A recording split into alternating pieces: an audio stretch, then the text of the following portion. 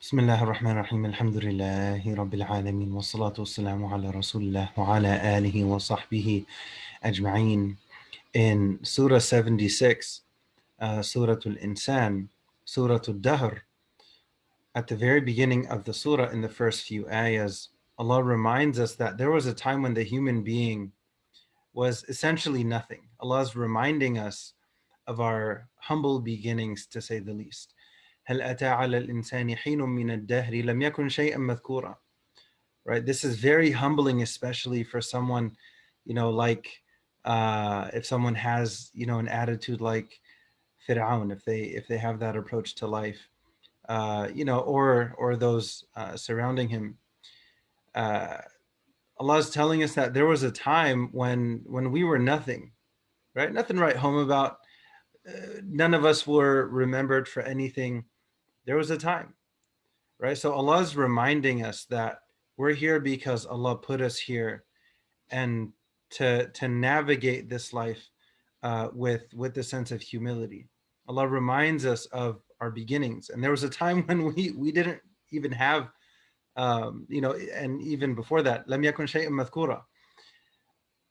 إنا خلقنا الإنسان من نطفة أمشاج نبتليه فجعلناه سميعا بصيرا. Allah reminds us that, we, again, humble beginnings, and Allah gave us two specific attributes, two specific qualities. Allah mentions hearing and vision. نبتليه فجعلناه سميعا بصيرا. Allah placed us here as a test. This life as a whole is a test. And then Allah is very interesting. Then Allah mentions two specific things. Allah could have mentioned many other things. Allah could have mentioned that He gave us a sense of smell, a sense of taste, a sense of touch. Allah could have mentioned a number of things, but He mentioned specifically hearing and vision. فَجَعَلْنَاهُ سَمِيعًا بَصِيرًا. It's also no coincidence that hearing is mentioned before seeing. This is the norm throughout the Quran. Most commonly, this is what you find. In the ayah after this, إِنَّا هَدَيْنَاهُ السَّبِيلَ إِمَّا شَاكِرًا وَإِمَّا كَفُورًا. Right? Allah mentions that, they're in a binary sense. Allah wants to see, what are we going to produce? What are we going to do? What are we going to actively cultivate? What direction are we going to go in? Allah mentions two directions. Allah mentions that of gratitude, and Allah mentions that of ingratitude. إِنَّا هَدَيْنَاهُ السَّبِيلَ إِمَّا شَاكِرًا وَإِمَّا كَفُورًا. So we have to ask ourselves, how are we using our faculties? Because those are avenues into the heart, especially the ears and the eyes. So Allah is telling us to reflect about that, to think about that, about hearing and about seeing. And then in the ayah afterwards, Allah mentions gratitude and ingratitude. Are we using these two faculties in ways that express gratitude to Allah, or in ways that rather show Allah ingratitude? Right? A very basic example is in terms of using our ears in good ways, to listen to an ayah of Quran, to listen to a translation of the Quran, albeit one ayah. That's good. That's really awesome. Right? That would be an example of using our ears in good ways that are pleasing to Allah Azza wa Jal. Right? And in terms of the eyes, perhaps the same thing, to look at an ayah of Quran, to watch something beneficial online.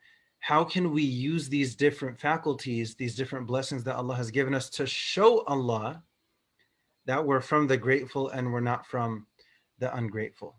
May Allah make us from the grateful. May Allah protect us from being from among the ungrateful. And as it relates to this concept of gratitude, there are two key avenues as it relates to it.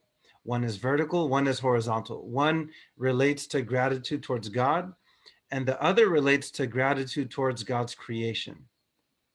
Right? So in terms of, those you live with, when was the last time you told them thank you?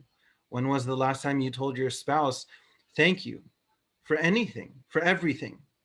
When was the last time you told your children thank you? When was the last time you told your your parents thank you, right? Just this idea of gratitude, and not just thanking Allah, which is important without question, but to also thank people. Oftentimes this is overlooked. It's very important. The Prophet taught us that whoever does not thank people ultimately is ungrateful to Allah. Right? So the Prophet is putting pressure on that situation.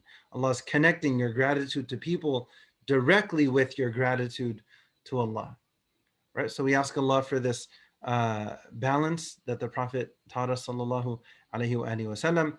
We ask Allah to make this reminder beneficial for us, and we ask Allah to gather all of us in paradise. We ask Allah to relieve all of us of all of our worries, and we ask Allah to turn any and all of our hardships into ease.